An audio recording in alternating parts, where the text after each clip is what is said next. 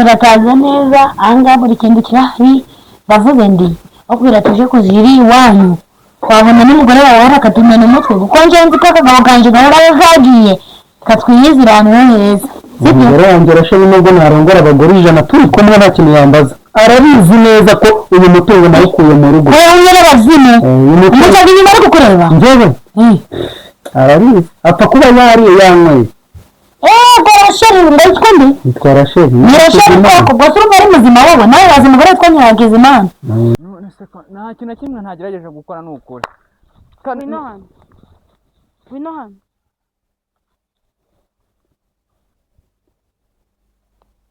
uruzi ariko mabuja n'ukuri nta kintu na kimwe ntangije n'ukuri nagerageza ndi kukubaza uruzi nsubiza yego nduzuye nta kibazo mfite kandi mbona ugifite mabuja n'ukuri none se mwajya muragira igihe mugenderaho kuko ndagashoboye ndanabashimira ko mwakampaye ariko ngira impuhwe ntunyirukane rwose kandi ugiye gutaha mabuja ndakwinginze mbabarira winyirukana mfite umugore n'umwana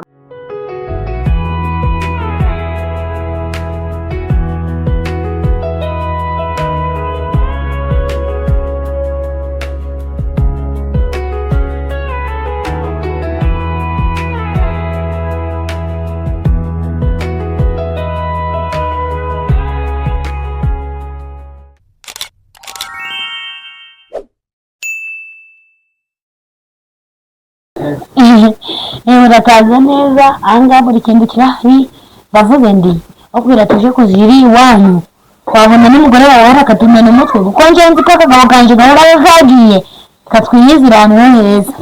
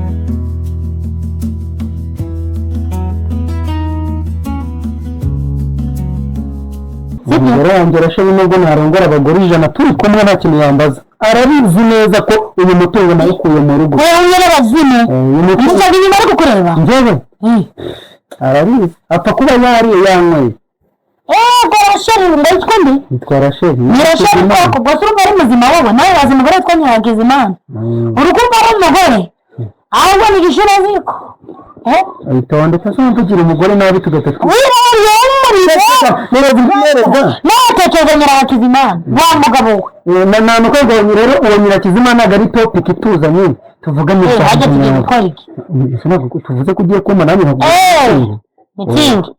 mitsingi rwose n'ubundi kariya kagabo karananiye bitsindagira urukundo ndakibazo turabikorera hasi cyangwa tujye mu cyumba njyewe sinani umuntu ko nta kibazo upfa kumbwira niba hano murahaba aya mfite agakobwa kamwe ari abaturanye binjira mu nzu yanyu ko biboneye nyakahita kabibwira se nyine abaturanye binjira mu nzu yanyu ko biboneye turakinga ngize ngo bameze nk'aba uzi n'ikindire kanje gukinga urugi wowe kinga urumva kinga wundi ujana umwere kangira ibyo wambaye ikariso akakunda tubuze umuntu wambaye ikariso arashyushye cyane ntabwo mbishaka n'ukuri ndi kugerageza gukora ibishoboka byose kandi mabuja nta kintu na kimwe funga umunwa vuba vuba uvuze ngo iki naguhaye amasa ukigira mw'uru rugo tujya ubyuka saa 10 ukora akazi mbyuke saa 12 akazi kose karangiye ariko bitangiye kukunanira ubwo rero nimba bikunaniye igisigaye ni ugutaha iwanyu ariko se mabuja wanyihangane ko ibintu byose nzabishyira ku murongo koko ku murongo ibintu ndari gushyira ku murongo muri aka kanya uzabishyira ku murongo ryari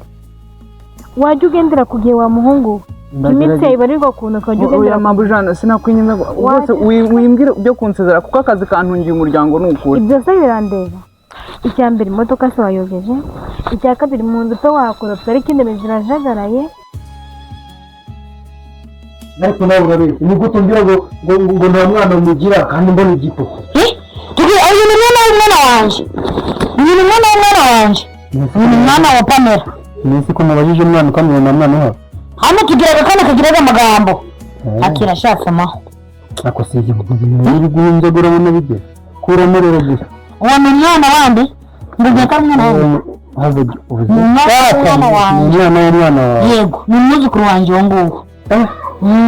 ariko si ubu koko mabuja ni iki ntakora koko ko ngerageza gukora ibintu byose nkabishyira ku murongo mu by'ukuri uragira ngo mbigenze imodoka ndayoza ibintu byose mbishyira ku murongo nta kintu kimwe ntubahiriza mu by'ukuri. ariko se muhungu uruzuye ngenda ndi kukubaza uruzuye. icyo wagiteguye tuvuga ko wagitetse wagisize ku meza. isukari mbinze kuza nkagusanga ahangaha uri mu masuku uri mu bugoryi. icyayi kibira umugati uri ku meza, icyayi se wagisize ku meza. ariko ni ukuri nari nagerageje. ariko uva ngo ubwire ikintu kimwe ninjya kukwirukana nta merekezo uzabona uzajyana utwo wazanye ibyo ndakubwiye byose uzabisiga mu rugo rwanjye. iyo ni gasopo yanjye. iyo ni gasopo yanjye masimbikubwiye umuhungu we. uzi ko mfite umugore ufite ubumuga. ibyo sibindeba nimba mufite sinabiragira mbikoreye. nyamara ushaka wangira impuhwe kuko akazi kanyu ngakora neza pe. nakugiriye impuhwe zo kukwinjiza mu nzu yanjye utangiye kwigira ngo umwana mu rugo. ariko sinajya muramenya abo muri. icyo nibaza. nasi kujya kwica umwuzukuru wanjye. umura Pamela bagihembe ndu kumuhamagara kandi kugira ngo muherere kwa nyirakuru. ibaza aramutse tuwe ngo hajye yitwa Pamela. Pamela Pamela ngwino hano.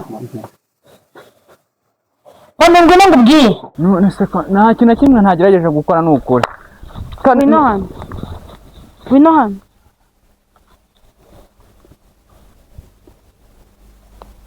uruzuye. ariko mabuja ni ukuri nta kintu na kimwe ntangire ni ukuri nagerageje. ndi kukubaza uruzuye nsubiza. yego nduzuye nta kibazo mfite. kandi mbona ugifite. mabuja ni ukuri.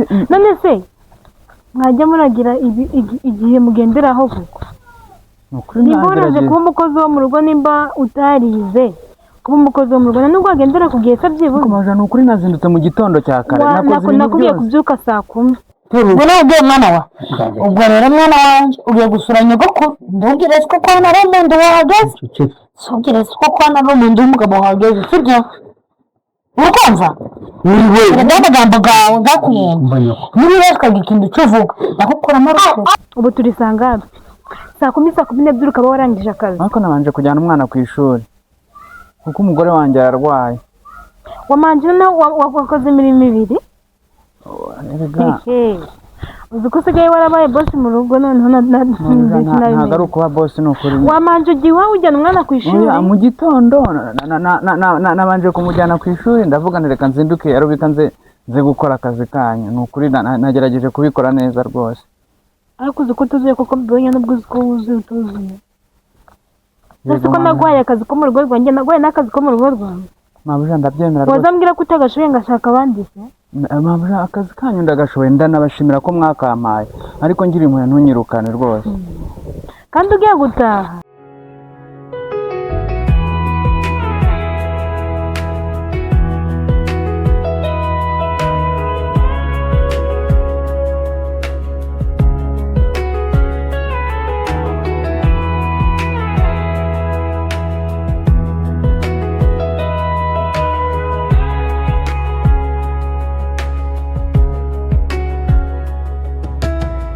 mbabarira winyirukana mfite umugore n'umwana mbabarira none se mama winyirukana ndakwinginze rwose nushaka unyongera iyindi mirimo ariko ndakwinginze winyirukana kuko umuryango wanjye urankeneye ngo ngutunge.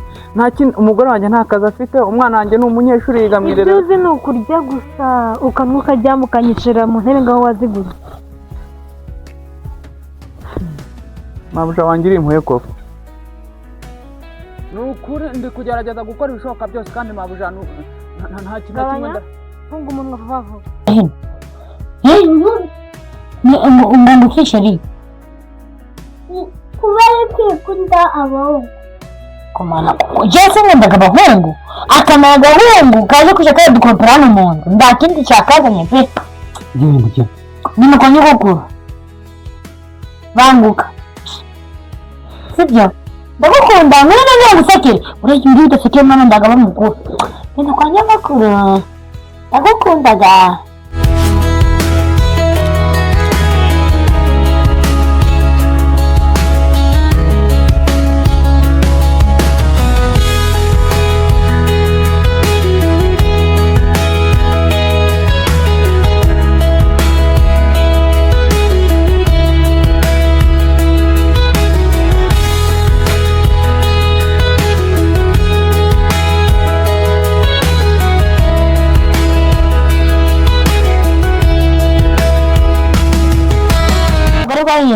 Twakoze action urakaza neza ahangaha buri kintu kirahi bavuga ndi bakubwira tuje kuzira iwanyu twabona n'umugore wawe arakatumena umutwe kuko nje nzi ko akagabo kanje gahora yagiye katwiyizira ahantu heza umugore wanjye arashoboye nubwo narongora abagore 100 turi kumwe nta kintu yambaza arabizi neza ko uyu mutungo nayikuye mu rugo wowe nyine bazine umusazi nyuma ari kukureba njyewe arabizi apfa kuba yariye yanyweye Rasheli ndayitwa ndi yitwa Rasheli Rasheli koko gusa urumva ari muzima wowe nawe wazi umugore witwa Nyiragizimana urukumva ari umugore ahubwo ni igishura ziko itonde pasi tugira umugore nabi tugatatu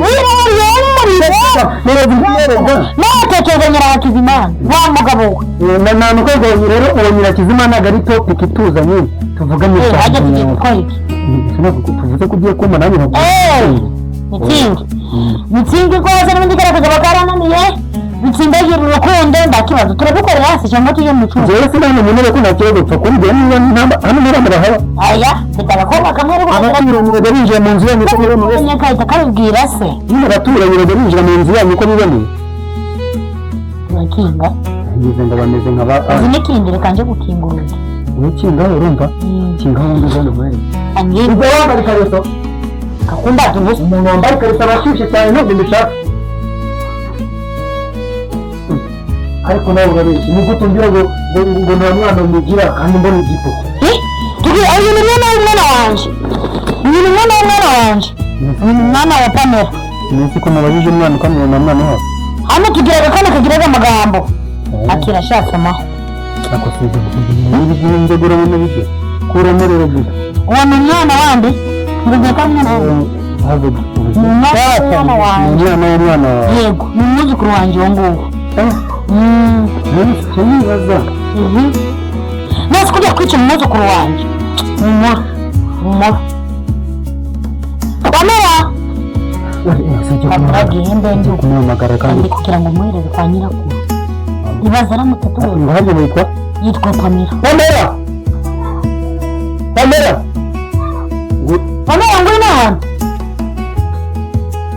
Pamela ngwino ngubwire ngwino ubwiye mwana wa ubwo rero mwana wanjye ugiye gusura nyogoko ntugire ko kwana ari umuntu wahageze ntugire ko kwana ari umuntu w'umugabo wahageze sibyo urikumva uri we n'amagambo gawe ndakuyenga niba wese ukagira ikintu cyo uvuga ndagukuramo urukundo ariko yabikoze ndi umugore ni kukayifashe ndamutse ko byari